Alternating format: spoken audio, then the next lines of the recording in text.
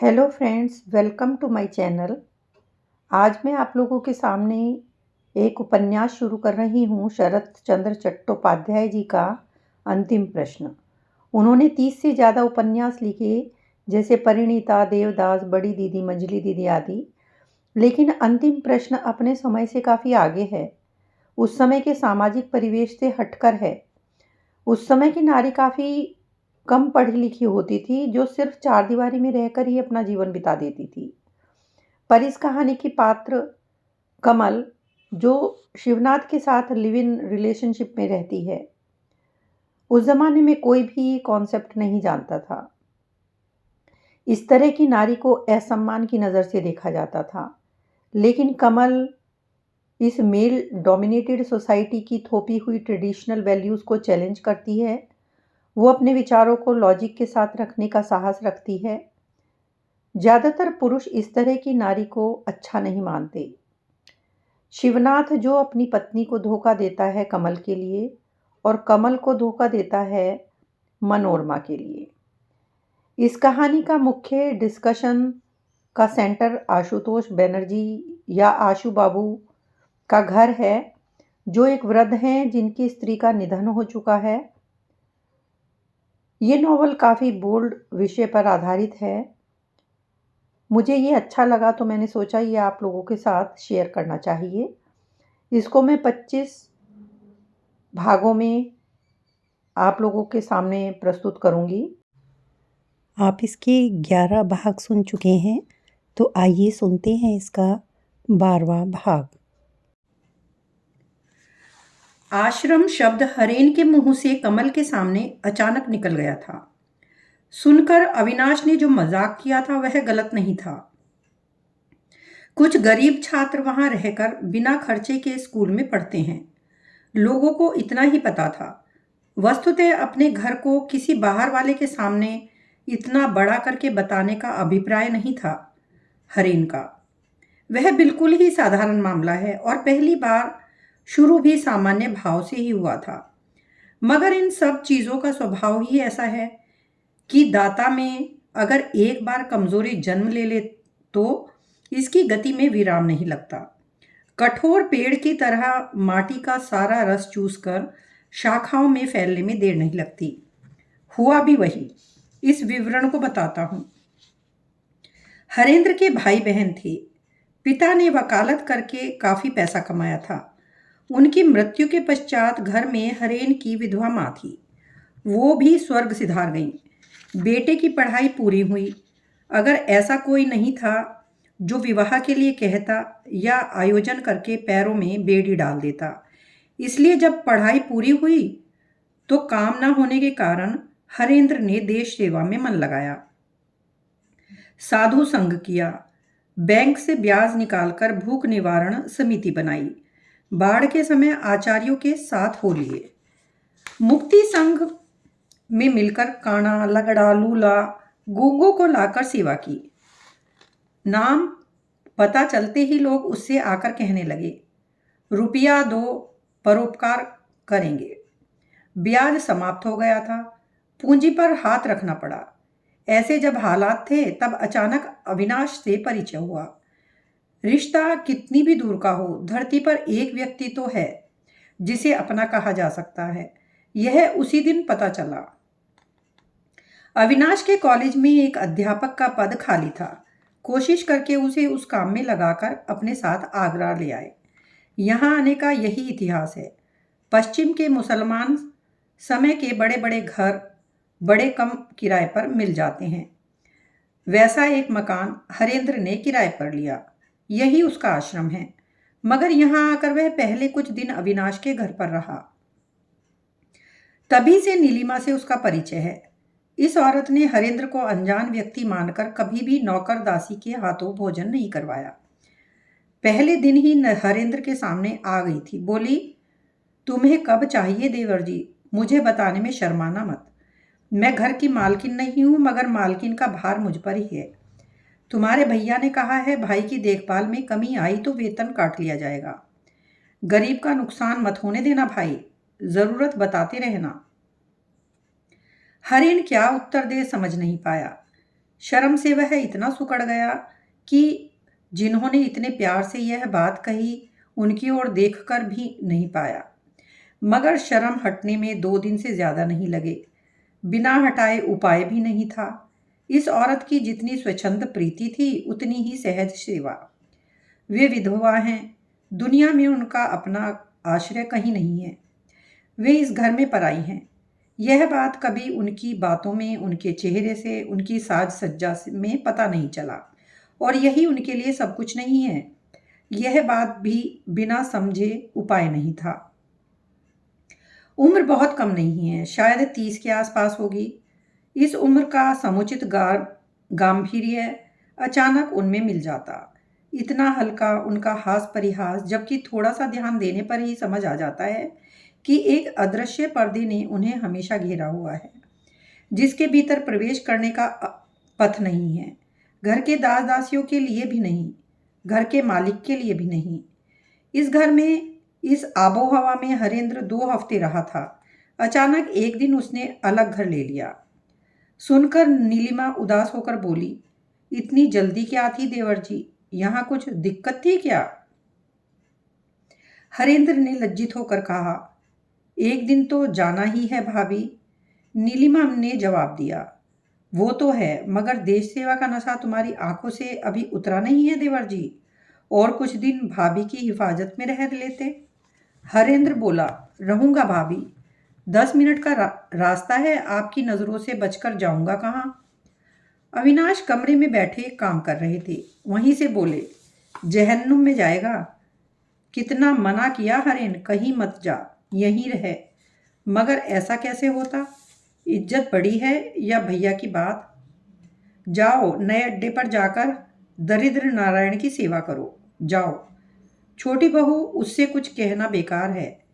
यह चड़क का सन्यासी है, पीठ पर कील गाड़कर घूम नहीं पाएगा, तो इसका जीना ही झूठ है। नए घर में आकर हरेंद्र ने नौकर चाकर रखकर शांत मास्टर की तरह कॉलेज के काम में मन लगाया। बड़े से घर में बहुत सारे काम हैं, 2 कमरे छोड़कर बाकी खाली पड़े हैं। लगभग महीने बाद ही यह खाली कमरे उसे खलने लगे। भाड़ा देना पड़ता है, काम में आते नहीं। सो राजन को पत्र लिखा। वह भूख निवारण समिति का सेक्रेटरी था। देश उद्धार के काम में 2 साल जेल में काटकर 5-6 महीने पहले छूटकर मित्रों को ढूंढता घूम रहा था।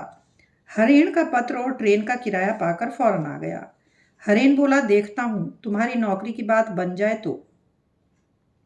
राजन बोला, ठीक है। उसका परम मित्र था सतीश। वह किसी तरह मोदिनीपुर जिले के किसी गांव में ब्रह्मचार्य आश्रम खोलने की कोशिश कर रहा था। राजन का पत्र पाकर अपने संकल्प को छोड़ हफ्ते भर में भीतर में ही आगरा आ पहुंचा, मगर अकेले नहीं आया। गांव से अपने एक भक्त को साथ ले आया। सतीश ने बहस और शास्त्र वचनों के जोर से यह बात प्रमाण कर दी कि भारतवर्ष ही धर्मभूमि है, ऋषि मुनि यहाँ के देवता हैं। हम ब्रह्मचारी होना भूल गए हैं, इसीलिए हमने सब कुछ खो दिया है। इस देश के साथ दुनिया के किसी देश की तुलना नहीं हो सकती, क्योंकि हम ही कभी दुनिया के शिक्षक थे, हम ही इंसान के गुरु थे। इसीलिए वर्तमान में भारतवासी के लिए एकमात्र कर्म है भारत के गांव-गांव में ब्रह्मचर्य आश्रम की स्थापना करना। अगर देश का उद्धार करना है तो इसी पथ पर चलकर होगा। सुनकर हरेंद्र मुग्ध हो गया। सतीश का नाम सुना था, परिचय नहीं था। इस सौभाग्य के लिए उसने मन ही मन राजन का धन्यवाद किया और इस बीच उसका विवाह नहीं हुआ। इसके लिए उसने खुद को भाग्यवान समझा। सतीश बड़ी अच्छी अच्छी बातें जानता था, वही चर्चा चलती रहती। इस पुण्य भूमि के ऋषि मुनियों के हम वंशज हैं। हमारे पूर्वज ही कभी जगत के गुरु थे, अब फिर से गुरुगिरी करके हम ही उत्तराधिकारी हैं। कोई है जो इसका विरोध कर सके? नहीं कर सकता, और विरोध करने जैसा कोई वहाँ था भी नहीं। हरेंद्र तो डूबने लगा, मगर यह तपस्या और साधना की वस्तु होने के कारण सारा मामला छिपाकर ही रखा गया। सिर्फ राजन और सतीश कभी कभी अपने देश जाकर लड़कों को लाने लगे। जो उम्र में कम थे वे स्कूल गए और जिन्होंने स्कूल पास कर लिया वह कॉलेज में भर्ती हुए। इस तरह थोड़े से समय में घर में छोटे बड़े लड़के इकट्ठे हो गए। बाहर के लोग विशेष कुछ नहीं जानते थे, जानने की कोशिश भी नहीं करते थे। बस सबने उड़ती उड़ती यह खबर सुनी कि हरेंद्र के घर कुछ गरीब लड़के रहकर पढ़ते हैं। इससे ज़्यादा अविनाश और नीलिमा भी नहीं जानते थे। सतीश के कठोर नियम के कारण घर में मांस मछली नहीं आती थी। ब्रह्म मुहूर्त में उठकर सबको श्लोक पाठ, ध्यान, प्राणायाम इत्यादि करना होता था। उसके बाद पढ़ाई और नित्य कर्म। मगर कृतपक्ष का इसमें भी मन नहीं भरा। साधना का मार्ग कठोर से कठोरतर होता चला गया। रसोईया भाग गया, नौकरों को निकाल दिया गया, सारा काम लड़कों में बांट दिया गया। कभी एक सब्जी बनती तो कभी वह भी नहीं। लड़कों की पढ़ाई गई, स्कूल में डांट पड़ने लगी। मगर कठोर नियम में कोई फर्क नहीं पड़ा। सिर्फ एक अनियम था, बाहर कहीं भोजन का निमंत्रण मिले तो नीलिमा ने किसी व्रत का उद्यापन किया था, तब हरेंद्र ने जबरन वह नियम तोड़ा। इसके अलावा कहीं कोई माफ़ी नहीं मिलती थी। लड़कों के नंगे पैर, रूखे बाल, कहीं से भी विलासता प्रवेश न कर जाए, इस ओर सतीश की सतर्क दृष्टि थी। इसी तरह आश्रम के दिन बीत रहे थे। सतीश की तो बात ही क्या, हरेंद्र भी बहुत कट्टर बन गया। बाहर किसी को वह कुछ नहीं बताता था, मगर अपनों में हरेंद्र आत्म प्रसाद और तृप्ति के आवेग से अक्सर कहता था कि अगर एक लड़का भी अच्छा इंसान बन गया तो वह सोचेगा उसका मकसद पूरा हुआ। सतीश चुप रहता, बस विनयपूर्वक चेहरा झुका लेता। सिर्फ एक कारण था जिसके कारण हरेंद्र और सतीश आजकल चिंतित रहते थे। कुछ दिनों से दोनों में अनुभव कर रहे थे कि राजन का व्यवहार पहले जैसा नहीं है। आश्रम के किसी काम में आजकल वह ध्यान नहीं देता। सुबह साधना भजन के समय वह अक्सर ही अनुपस्थित रहता है। पूछने पर कहता है तबीयत ठीक नहीं है। तबीयत खराब हो के कोई कारण या लक्षण भी नजर नहीं आते। कभी तो सुबह ही निकल जाता है, सारा दिन नहीं लौटता। रात को जब घर लौटता तब ऐसी शक्ल होती कि कुछ पूछने पर हरेंद्र की भी हिम्मत ही नहीं होती। जबकि यह सब आश्रम विरुद्ध है।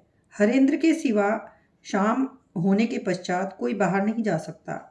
यह बात राजन अच्छी तरह जानता है, मगर मानता नहीं। आश्रम का सेक्रेटरी सतीश है। नियमों की रक्षा का भार भी उसी पर है। इस अनाचार के विरुद्ध वह हरेंद्र को शिकायत करता था ऐसा नहीं है, मगर कभी कभी इशारे से ऐसा भाव दिखाता कि राजन को आश्रम में रहने देना ठीक नहीं हो रहा है। लड़के बिगड़ सकते हैं। एक रात तो वह आया ही नहीं। सुबह जब वह लौटा तब उसके विषय में ही चर्चा चल रही थी। हरेंद्र ने पूछा, मामला क्या है राजन, कल रात कहाँ थे? वह हंसने की कोशिश करके बोला, एक पेड़ के नीचे पड़ा रहा। पेड़ के नीचे? क्यों? काफी रात हो गई थी, आप लोगों की नींद खराब नहीं करना चाहता था। ठीक है, इतनी देर क्यों हो गई थी? यूं ही घूमते घूमते, कहकर वह अपने कमरे में चला गया। सतीश पास ही था। हरेंद्र ने पूछा, यह मामला क्या है? सतीश बोला, आपकी ही बात काट कर चला गया, सुना ही नहीं, मुझे कैसे पता चलेगा? हाँ, मगर यह अच्छी बात नहीं। सतीश गंभीर हो कुछ देर चुप रहा, फिर बोला, आप तो जानते ही हैं, पुलिस ने उसे 2 साल जेल में रखा था। हरेन बोला, जानता हूं, मगर वह तो झूठे शक के कारण, उसका कोई दोष नहीं था। सतीश बोला, मैं तो सिर्फ उसका मित्र होने के कारण जेल जाते जाते रह गया। पुलिस की नज़र आज भी उस पर है। हरेन बोला, हो सकता है। सतीश विवाद भरी हंसी हंसकर बोला, मुझे चिंता होती है कि इससे पुलिस की नज़र हमारे आश्रम पर भी न पड़ जाए। सुनकर हरेन चिंतित हो चुप हो गया। कुछ देर बाद सतीश ने पूछा, आप जानते हैं कि राजन भगवान को नहीं मानता? हरेन चौंक कर बोला, नहीं तो? सतीश बोला, मैं जानता हूं, वह भगवान को नहीं मानता। आश्रम के काम में नियम कानून के प्रति भी उसकी तिलमात्र श्रद्धा नहीं है। आप उसके लिए कोई नौकरी ढूंढ दें। हरेंद्र बोले, नौकरी कोई पेड़ पर लगा फल नहीं है सतीश, जो जब मन करेगा तोड़कर दे दूंगा। उसके लिए कोशिश करनी पड़ती है।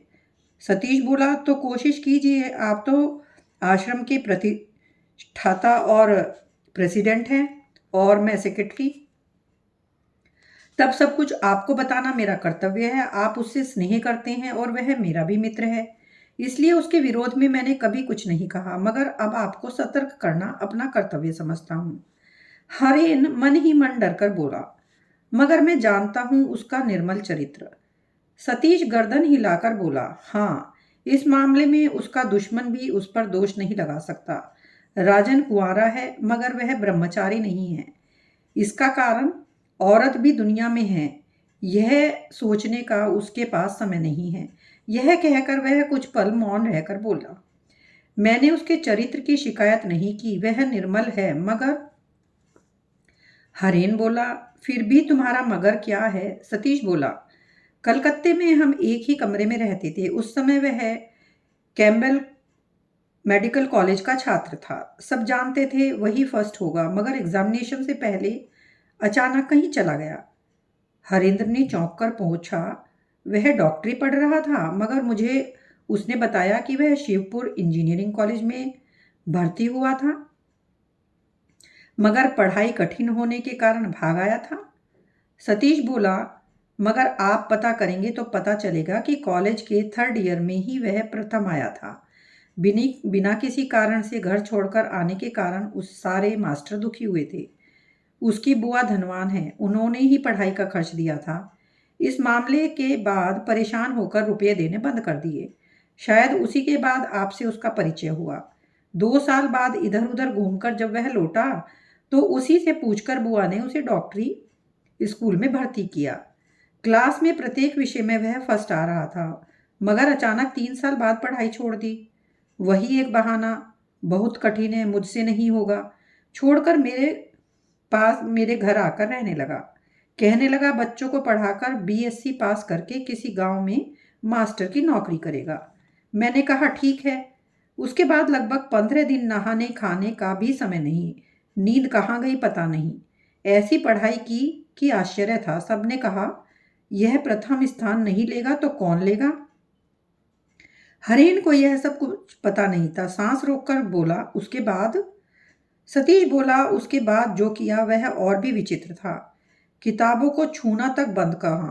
कहाँ पड़े रहे, उसकी कॉपी पेंसिल नोटबुक कहाँ जाता, कहाँ रहता, कुछ पता नहीं। जब लौटता तो उसकी शक्ल देखकर डर लगता, जैसे इतने दिनों से वह नहाया खाया भी नहीं हो।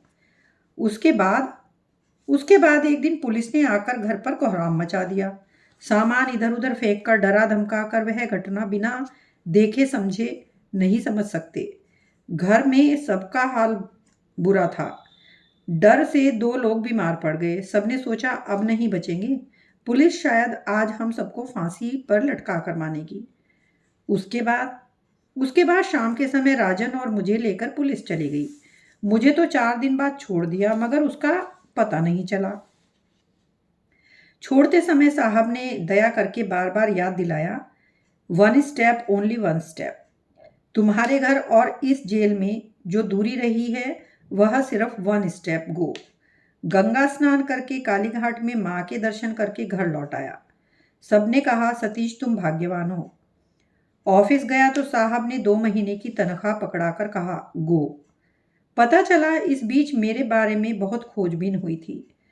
हरेंद्र स्तब्ध होकर कुछ देर बाद धीरे से बोला, तो क्या तुम्हें पक्का विश्वास है कि राजन? सतीश मिन्नतें करके बोला, मुझसे मत पूछिए, वह मेरा मित्र है। हरेन खुश नहीं हुआ, बोला, वह मेरा भी तो भाई जैसा है। सतीश बोला, सोचने वाली बात तो यह है कि उन्होंने मुझ पर आरोप जरूर लगाया, मगर छोड़ भी दिया। हरेन बोला, किसी पर आरोप लगाना भी तो अच्छा नहीं है। जो यह कर सकते हैं वह क्यों नहीं कर सकते? यह कहकर उस समय तो वह कॉलेज चला गया, मगर मन में अशांति रही। सिर्फ राजन के भविष्य की सोचकर ही नहीं, देश के काम के लिए देश के बेटों का इंसानों जैसा इंसान बनाने की जो कोशिश वह कर रहा है, कहीं वह बेकार ना हो जाए। हरेन ने तय किया कि मामला सच्चा हो या झूठा, पुलिस की नज़र आश्रम पर पड़े यह ठीक नहीं होगा, विशेषकर जब राजन स्पष्ट तौर पर यहाँ के नियमों का उल्लंघन कर रहा है। तब नौकरी के बहाने या किसी और बहाने से उसे यहाँ से हटा देना ही ठीक होगा। इस घटना के कुछ दिन बाद मुसलमानों के किसी त्योहार के कारण 2 दिन की छुट्टी थी। सतीश काशी जाने की अनुमति मांगने आया। आश्रम आगरा के आश्रम जैसे आश्रम भारत के प्रत्येक कोने में हों, पर कल्पना हरेंद्र के मन में भी थी और इसी उद्देश्य से सतीश काशी जा रहा था। सुनकर राजन ने कहा, हरेंद्र, इसके साथ मैं भी घूम आता हूँ। हरेंद्र ने कहा, उसे तो काम है इसलिए जा रहा है। राजन बोला, मेरे पास काम नहीं इसलिए जाना चाहता हूँ। जाने के लिए गाड़ी का किराया मेरे पास है। हरेंद्र ने पूछा, और लौटने का किराया? राजन चुप रहा। हरेंद्र बोला, राजन, कुछ दिनों से तुम्हें एक बात कहना चाह रहा हूँ मगर कही नहीं। राजन हंसकर बोला, कहने की जरूरत नहीं है हरेंद्र, मैं जानता हूँ। कहकर वह चला गया। रात की गाड़ी से उन्हें जाना है। घर से जाते समय दरवाजे के पास खड़े होकर अचानक हरेंद्र ने उसके हाथ में चुपचाप एक पैकेट पकड़ाकर कहा, अगर लौटकर नहीं आए तो मुझे बहुत दुख होगा राजन। यह कहकर वह अपने कमरे में चला गया। लगभग 10 दिन बाद दोनों लौट आए। हरीश ने हरेंद्र को अलग बुलाकर कहा, आपका कहना ही बहुत था हरेंद्र बाबू। काशी में आश्रम स्थापना के लिए राजन ने बहुत मेहनत की। हरेंद्र बोला, जब मेहनत करता है तो बहुत मेहनत करता है सतीश। हाँ, वही किया, मगर उसका एक भाग परिश्रम भी अगर वह हमारे इस आश्रम के लिए करता तो। हरेंद्र आशान्वित होकर बोले, करेगा सतीश, जरूर करेगा। शायद वह ठीक चीज पकड़ नहीं पाया था। मैं विश्वास के साथ कहता हूँ, तुम देखना अब से वह कितना काम करता है। सतीश को भी यही लगा। हरेंद्र ने कहा, तुम लोगों के लौटने के इंतजार में मैं एक काम स्थगित किया हुआ है। मैंने क्या तय किया है जानते हो? हमारे आश्रम का उद्देश्य और अस्तित्व छिपा कर रखने से काम नहीं चलेगा। देश और लोगों की सहानुभूति की हमें ज़रूरत है। इसकी कर्म पद्धति को साधारण लोगों में प्रचार करने की ज़रूरत है। सतीश संदिग्ध स्वर में बोला, मगर उससे क्या काम में बाधा नहीं आएगी? हरेंद्र बोला, नहीं, इस रविवार के दिन मैंने कुछ लोगों को यहाँ बुलाया है। वो सब देखने आएंगे। आश्रम की शिक्षा, साधना, संयम, विशुद्धता का परिचय देकर हम उन्हें मुग्ध करना है। हमें इसका भार तुम पर है। सतीश ने पूछा, कौन कौन आएंगे? हरेंद्र बोला, अजीत बाबू, अविनाश भैया, भाभी। शिवनाथ यहाँ नहीं हैं, किसी काम से जयपुर गए हैं, मगर उनकी पत्नी कमल का नाम तो सुना ही होगा, वे भी आएंगी। और स्वास्थ्य भी ठीक रहा तो आशु बाबू भी आएंगे। जानते हो, इनमें से कोई भी ऐसे वैसे व्यक्ति नहीं है। उस दिन हमें इनसे सच्ची श्रद्धा मिलनी चाहिए। यह भार तुम पर है। सतीश विनयपूर्वक सिर झुकाकर बोला, आशीर्वाद दीजिए, ऐसा ही होगा। रविवार शाम होने से पहले सब आ गए। सिर्फ आशु बाबू नहीं आए। हरेंद्र ने द्वार पर खड़े होकर सबका स्वागत किया।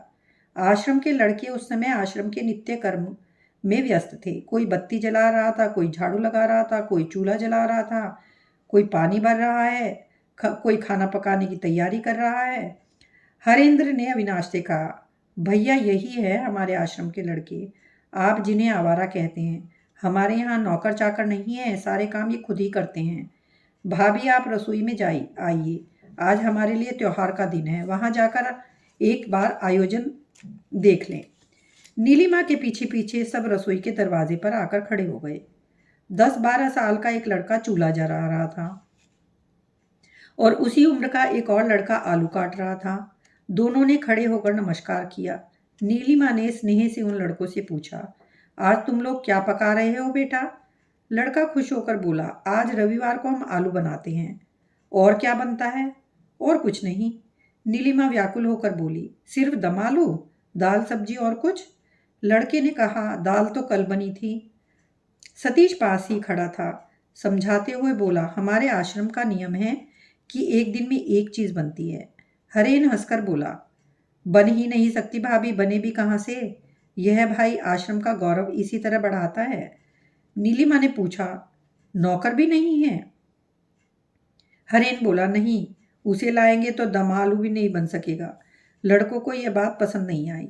नीलिमा ने और कुछ नहीं पूछा। उन लड़कों का चेहरा देखकर उसकी आंखें भर आई। बोली, देवर जी, कहीं और चलो। सभी को इस बात का अर्थ समझ आया। हरेंद्र मन ही मन पुलकित होकर बोला, चलिए। मगर मैं जानता था भाभी, यह सब आपसे सहन नहीं होगा।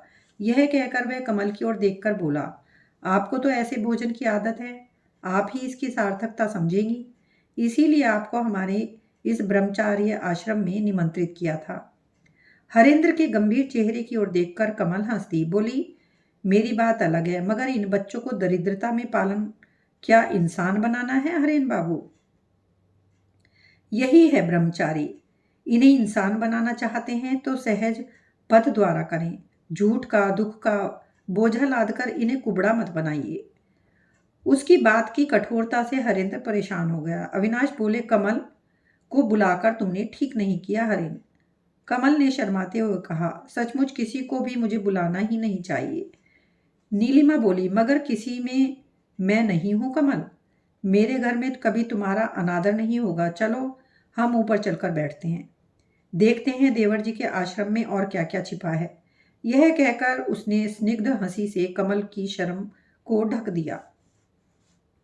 आश्रम की दूसरी मंजिल की बैठक काफी बड़ी है। पुराने समय की नक्काशी छत पर और दीवार पर अभी भी है। बैठने के लिए एक बेंच और 4 कुर्सियां रखी हुई हैं, मगर साधारणतया वहां कोई बैठता नहीं। जमीन पर कारपेट बिछा है।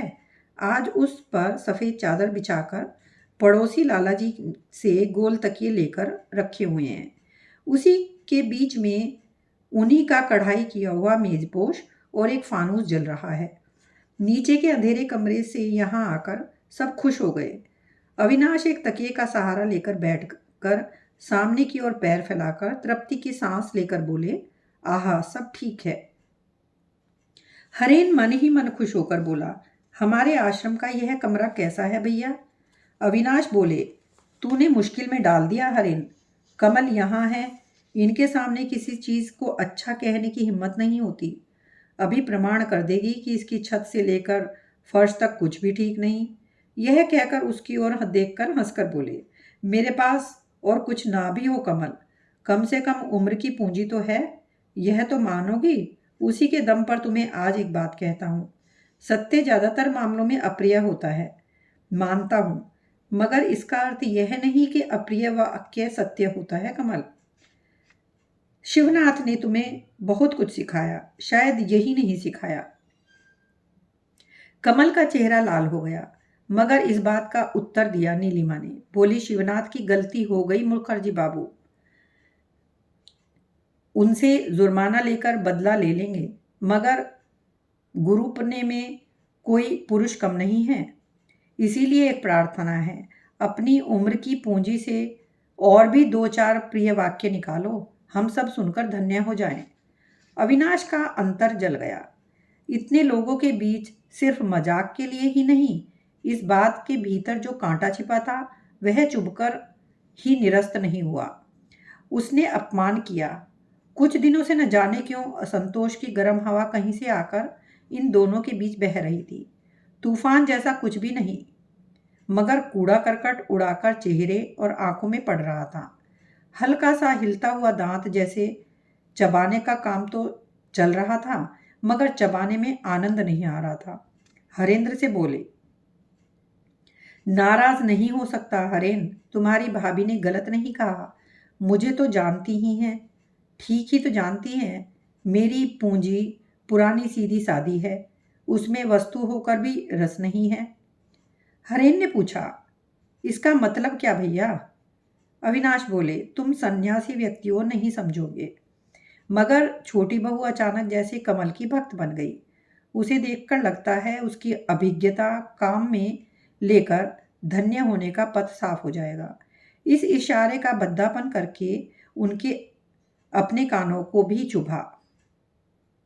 गुस्से में आकर वे कुछ और कहने ही वाले थे, मगर हरेन ने रोक दिया। उदासी भरे स्वर में बोला, भैया, आज आप सब अतिथि हैं। आश्रम में कमल को मैंने सम्मानपूर्वक बुलाया है। यह बात अगर आप लोग भूल जाएं तो मेरे दुख की सीमा नहीं होगी। नीलिमा बोली, तो मेरे संबंध में भी याद दिला दो देवर जी कि किसी को छोटी बहू बुलाने से वह सचमुच ही गृहिणी नहीं हो जाती।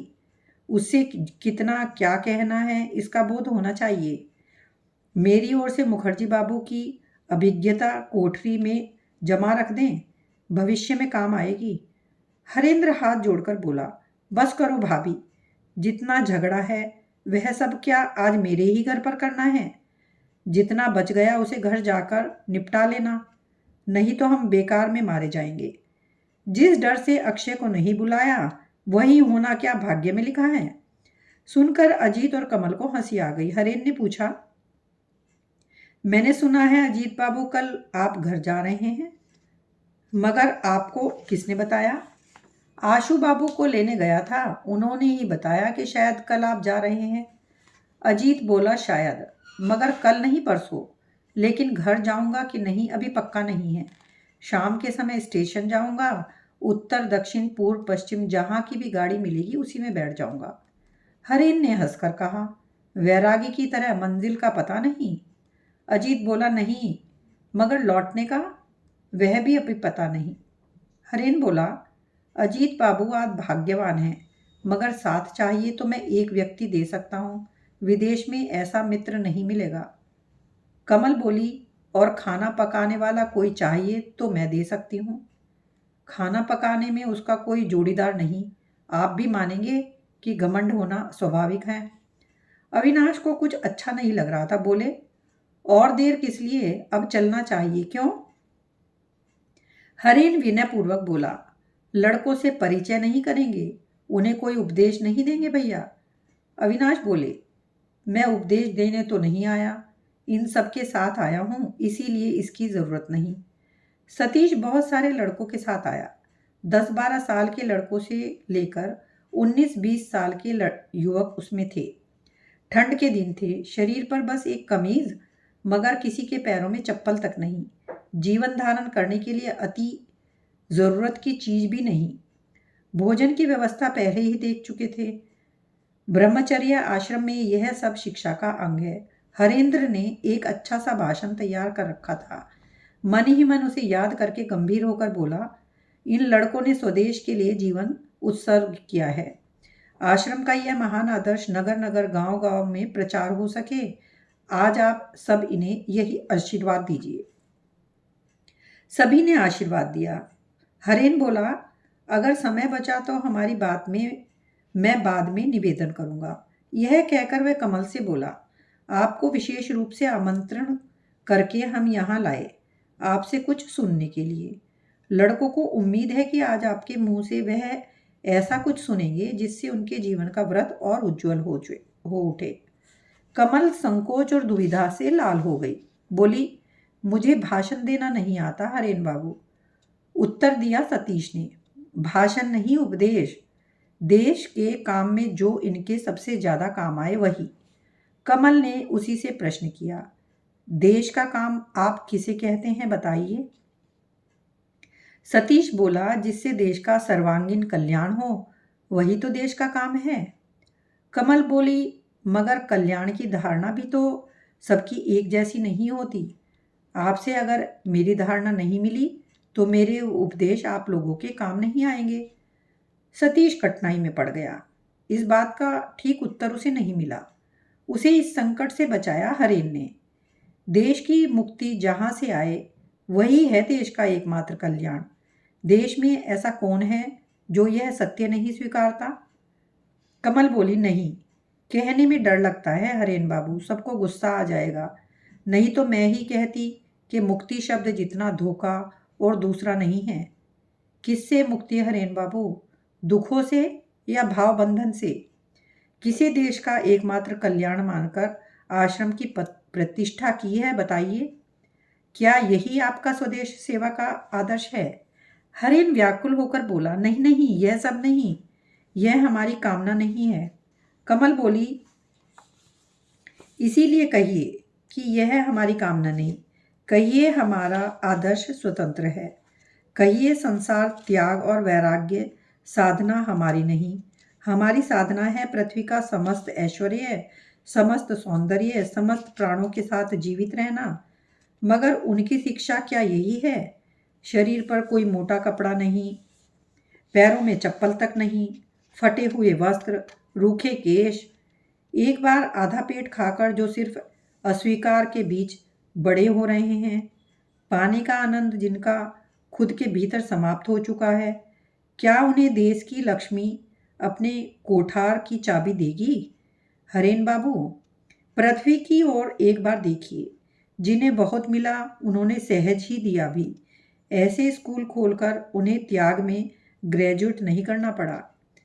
सतीश पागल होकर बोला, देश के मुक्ति संग्राम में धर्म की साधना, त्याग की दीक्षा की क्या कोई जरूरत नहीं? कमल बोली, मुक्ति संग्राम का अर्थ पहले स्पष्ट हो। सतीश घबरा गया। कमल हंसकर बोली, शायद आप विदेशी राजशक्ति के बंधन की आज़ादी को ही मुक्ति संग्राम कह रहे हैं। अगर ऐसा है सतीश बाबू, तो मैंने तो धर्म की साधना नहीं की, त्याग की दीक्षा भी नहीं ली, फिर भी मुझे अपने सामने वाले दल में ही पाएंगे। यह मेरा वादा है। तब आप लोग वहाँ होंगे ना? सतीश कुछ नहीं बोला, अजीब सा परेशान हो गया, और उसी की चंचल नज़रों का पीछा करने के कारण कमल भी ताकती रही। वह व्यक्ति राजेंद्र था। कब चुपचाप आकर द्वार पर खड़ा हो गया, सतीश के अलावा किसी और ने नहीं देखा था। वह पलक झपकाए बिना उसी को देख रही थी और अब भी देखती रही। इसको एक बार देखकर कोई भूल नहीं सकता। उम्र शायद 25-26 साल होगी, रंग बहुत गोरा। अचानक देखने पर चौंकना पड़ता है। चौड़ा माथा, सामने की ओर अभी से बाल उड़ जाने के कारण ज़्यादा ही बड़ा दिख रहा है। आंखें गहरी और छोटी, अंधेरे गड्ढे से चूहे की आंखों की तरह चमक रही। नीचे का मोटा होंठ सामने की ओर झुककर जैसे भीतर का कोई कठोर संकल्प अपने भीतर समेटे हुए है। अचानक देखकर डर लगता है। इस व्यक्ति से दूर रहना ही अच्छा। हरेंद्र बोले, यह है मेरा मित्र, सिर्फ मित्र नहीं, छोटे भाई जैसे राजेंद्र। इतना बड़ा कार्यकर्ता, इतना बड़ा स्वदेश भक्त, इतना बड़ा भय रहित साधु चित्त पुरुष मैंने नहीं देखा। भाभी, उस दिन मैं इसी की बात आपसे कर रहा था। उसे जिस तरह मिलता हूँ वैसे ही अवहेलना पूर्वक फेंक देता हूँ। आश्चर्यजनक इंसान है। अजीत बाबू इसे ही आपके साथ भेजने की बात कर रहा था। अजीत कुछ कहने ही वाला था कि एक लड़के ने आकर कहा, अक्षय बाबू आए हैं। हरेंद्र विस्मय से बोला, अक्षय बाबू? अक्षय कमरे में प्रवेश करते हुए बोले, हाँ भाई हाँ, तुम्हारे परम मित्र अक्षय कुमार। अचानक चौंक कर बोले, मामला क्या है? सभी हैं यहाँ? आशु बाबू के साथ गाड़ी में घूमने गया था, रास्ते में उतार दिया। यहाँ से जा रहा था, अचानक लगा हरि घोषाल का ग्वाल घर देखा हूँ, इसीलिए आ गया। इन बातों का किसी ने उत्तर नहीं दिया, क्योंकि उत्तर जैसे देना कुछ था ही नहीं। किसी को विश्वास भी नहीं हुआ। अक्षय का यह रास्ता नहीं है और वह इस घर में आते भी नहीं। अक्षय कमल की ओर देखकर बोले, कल सुबह तुम्हारे घर जाने की सोच रहा था, मगर घर नहीं जानता। अच्छा ही हुआ यहाँ मुलाकात हो गई। एक अच्छी खबर है। कमल चुपचाप देखती रही। हरेंद्र ने पूछा, अच्छी खबर क्या है? खबर जब अच्छी है तो अवश्य ही गोपनीय नहीं होगी। अक्षय बोले, छिपाने जैसा कुछ नहीं। रास्ते पर वही सिलाई मशीन बेचने वाला पारसी मिला था, वही जो उस दिन कमल की ओर से रुपए उधार मांगने आया था। गाड़ी रोककर उनसे सारा किस्सा सुना। कमल की ओर इशारा करके बोले, यह एक मशीन उधार लेकर छोटे मोटे कपड़े सिलकर खर्च चला रही थी। शिवनाथ तो भाग गए, मगर मशीन का दाम तो देना ही था ना, इसीलिए वह मशीन वापस उठा ले गया। आशु बाबू ने आज पूरी कीमत चुकाकर वह मशीन खरीद ली। कमल, कल सुबह किसी को भेजकर मशीन मंगवा लेना। खाने की दिक्कत हो रही थी, हमें यह बात बता देती तुम। उनके कहने का निष्ठुर ढंग देखकर सबको दुख हुआ। कमल का लावण्यहीन चेहरे को देखकर अविनाश का चेहरा शर्म से लाल हो गया। कमल ने मधुर स्वर में कहा, मेरा धन्यवाद कहकर उन्हें वह लौटाने को कह दीजिए, मुझे अब उसकी ज़रूरत नहीं। क्यों क्यों? हरेंद्र बोला, अक्षय बाबू आप इस घर में से चले जाइए, मैंने आपको नहीं बुलाया, चाहा भी नहीं कि आप यहाँ आए, फिर भी आ गए। इंसान की बदतमीजी की क्या कोई सीमा नहीं? कमल ने अचानक नजरें उठाकर देखा। अजीत की आंखें छलक रही हैं। बोली, अजीत बाबू, आपके पास गाड़ी है, दया करके मुझे पहुंचा देंगे? अजीत बोला, नहीं। हाँ में सर हिला दिया। कमल नीलिमा को नमस्कार करके बोली, अब शायद नहीं मिलेंगे, मैं यहाँ से जा रही हूँ। कहाँ? पूछने की हिम्मत किसी की नहीं हुई। नीलिमा ने उसका हाथ अपने हाथ में ले लिया और अगले ही पल वह हरेंद्र को नमस्कार कर कहकर अजीत के पीछे पीछे कमरे से बाहर चली गई।